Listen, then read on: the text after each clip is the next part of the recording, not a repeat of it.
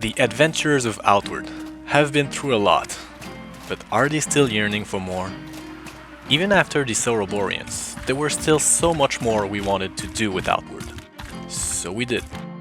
However, for this expansion we did not follow the same formula. The three brothers have awakened, and the adventure continues.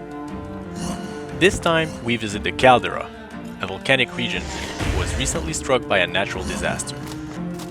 The three brothers are the volcanoes threatening this area, and the recent eruption has swallowed up the city of Sirocco in magma. Once again, given the experience of our players after more than a year playing Outward, we made this region more challenging than the base game. There is a new storyline accompanying this new region, but this time you won't need to start from scratch. This story happens after the events of the four main story branches.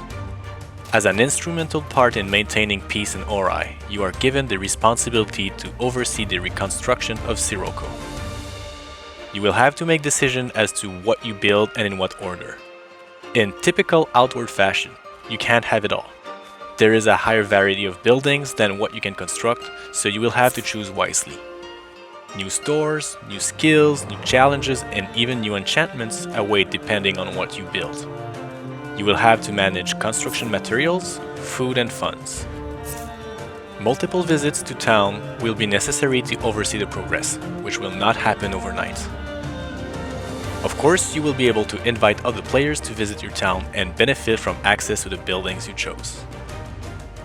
There are many new additions more directly related to gameplay, new devastating status effect, monsters that can ignore 50% of your resistances, a new barrier stat that acts just like protection but for all elemental damage, as well as resistance to status effects.